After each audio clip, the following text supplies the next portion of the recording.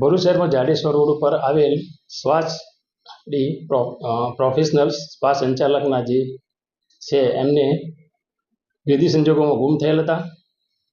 ત્યારબાદ તેઓની લાશ વાગરા પોલીસ સ્ટેશન વિસ્તારમાં રાહાડથી વચનાથ ગામ જવાના રોડ ઉપર નાળાની નીચેથી ગળે ટૂંપો દધેલી હાલતમાં, હાથ પગ બાંધેલી હાલતમાં મીણિયાના થેલામાંથી મળી આવેલી હતી. આ બાબતે જે સ્પા સંચાલક છે એમના ભાઈએ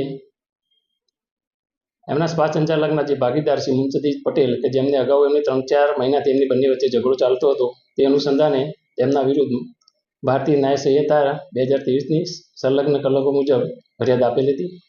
આ ગુનાની ગંભીરતા સમજી અને ઉચ્ચ અધિકારીશ્રીઓએ આ ગુનામાં સંડોવાયેલ તહોમતદારોને તાત્કાલિક અટક કરવા સૂચના આપેલી હતી. જે અનુસંધાને ભરૂચ જિલ્લા લોકલ ક્રાઇમ બ્રાન્ચના પોલીસ ઇન્સ્પેક્ટરશ્રી તથા લોકલ ક્રાઇમ બ્રાન્ચની અલગ અલગ ટીમો બનાવી આ ગુનાની તપાસ કરી રહેલ હતા તથા આ ગુનાના આરોપીઓને પકડવા એ ગુનામાં જે સંડોવાયેલ તહોમતદાર શ્રી મુંતજીર પટેલ તે મળી આવતા તેની પૂછપરછ દરમિયાન તેને આ કામના જે મરણ જનાર છે એની પાસેથી 9.5 લાખ રૂપિયા ભાગીદારીને લેવાના હતા, જે તેઓ આપતા ન હોય. તથા આ જે શ્વાસ પ્રોફેશનલ સ્પા છે એમાં મેનેજર તરીકે જે કામ કરતા હતા જે શોએબ ભાદરકા, મોહમ્મદ શોએબ ભાદરકા, એમને પણ ત્યાં નોકરી કરતા એ દરમિયાનના પૈસા બાકી હતા. તેથી બંને જણાએ ભેગા મળી અને ગુનાહિત કાવતરું રચેલું હતું. જે અનુસંધાને આ જે ગુમ થયેલા એના આગલા દિવસે જ એમનું મોત નિપજાવવાના હતા, પણ મરણ જનાર કોઈને કોસંબા જવાનું થતાં બીજા દિવસે આ પ્લાન ઘડવામાં આવેલ હતું.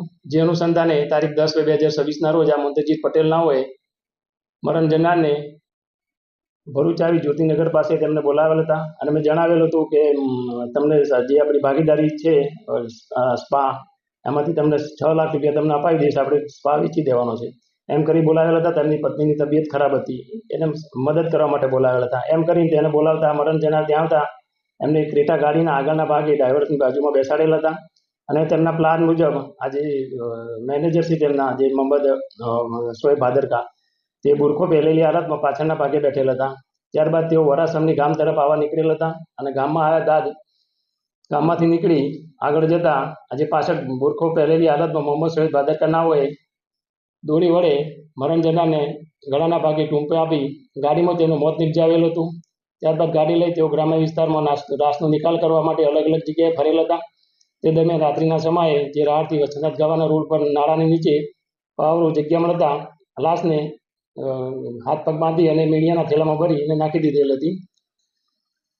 આમાં ગુનામાં જે બંને જે સંડોવાયેલ તહોમતદાર છે અને ભરૂચ લોકલ ક્રાઇમ બ્રાન્ચે પકડી લીધેલ છે અને આ ગુનાના કામમાં બંને તહોમતદારોને અટક કરવામાં આવેલ છે અને હાલમાં એને ગુનામાં જે વપરાયેલ મુદ્દામાલ છે તે પણ અમુક રિકવર કરવામાં આવેલ છે અને તેની રિમાન્ડ મેળવવાની કાર્યવાહી હાલમાં ચાલુ છે અને આ ગુનાની તપાસ વાગરા પોલીસ સ્ટેશનના પોલીસ ઇન્સ્પેક્ટર એસપી ગોહિલ નાઓ ચલાવી રહેલ છે.